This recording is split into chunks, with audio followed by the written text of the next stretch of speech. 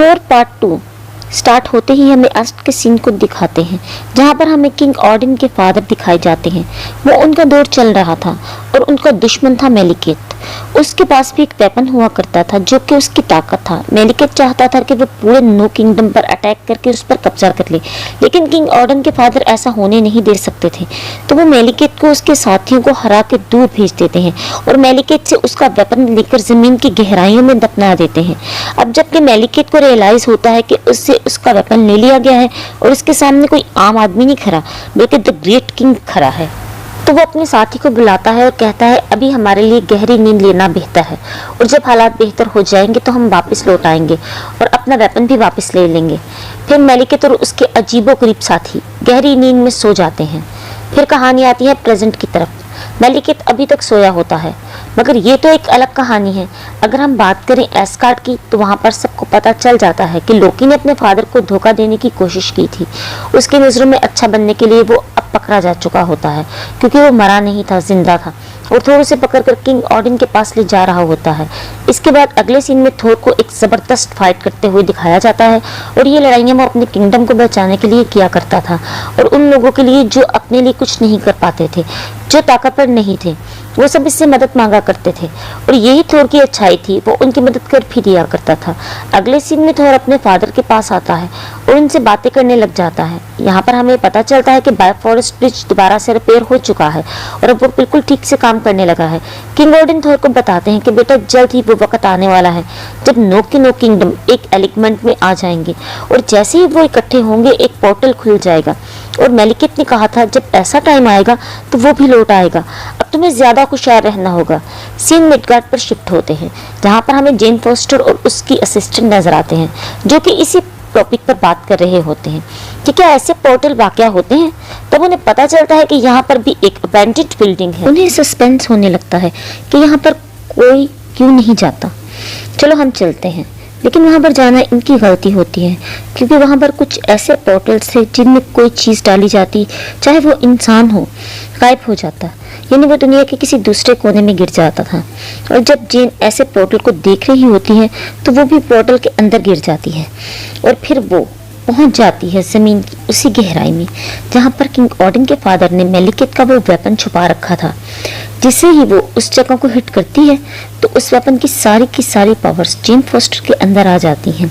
इस बात का पता उस सिक्योरिटी गार्ड को भी लग जाता है जो कि बायोफॉरेस्ट ब्रिज की हिफाजत किया करता था। वो थोर को जाकर बताता है कि आपने मुझे कहा था कि जेन फोस्टर पर नजर रखो, लेकिन वो मुझे दुनिया में कहीं भी नजर नहीं आ रही, कहीं उसे कुछ हो तो नहीं गया। तो थोर उसे कहता है मुझे फौरन मिडगार्ड पर भेजो, मैं जाकर देखता हूँ। अब थोर आ चुका था मिडगार्ड पर, लेकिन जेन फोस्टर तब तक वापस जमीन पर पहुंच चुकी थी। जब वो थोर को देखती है तो उसे स्लैप करती है और कहती है तुम इस खुलिये में यहाँ पर आ गए, कोई तुम्हें देख लेगा तो क्या कहेगा। लेकिन सब उल्टा हो जाता है। पुलिस वहां पर आ जाती है और जेन को ही पकड़ लेती है और कहती है लेडी आपने इसे स्लैप क्यों किया है।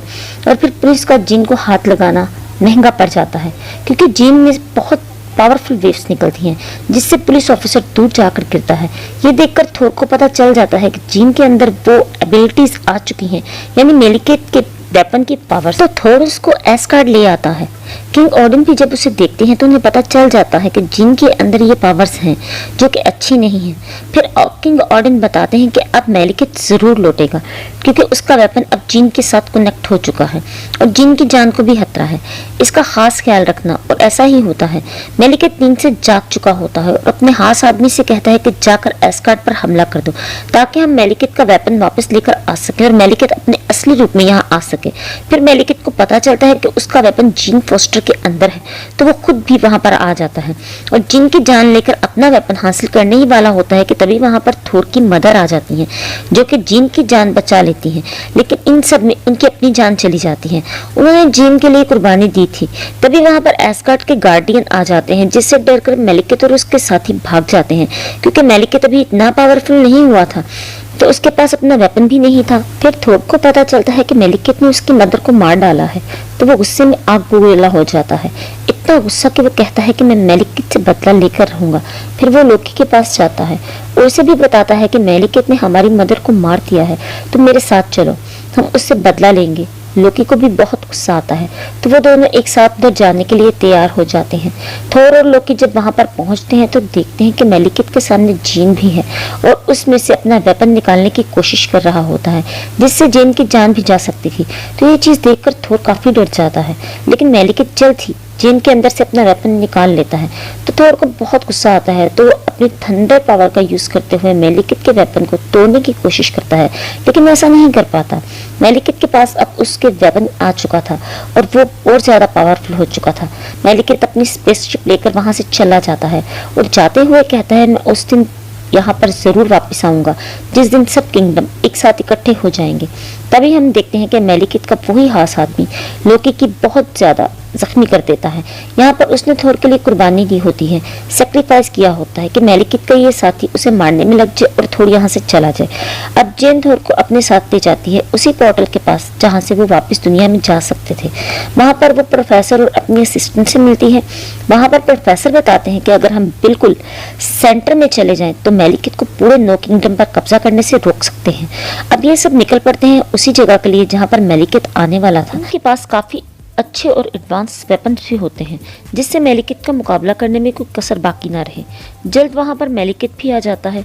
तभी वहां पर एक और पोर्टल खुल जाता है, जिसमें से होते हुए थोर और मेलिकेट किसी और जगह पर आ जाते हैं।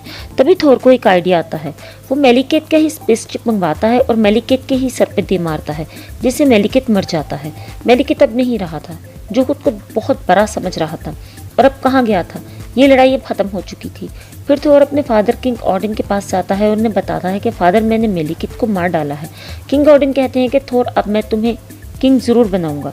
मगर थोर कहता है, नहीं, मैं अभी भी आपकी तरह स्ट्रांग नहीं हूँ। तभी हम देखते हैं कि किंग ऑडिन की जगह लोकी होता है।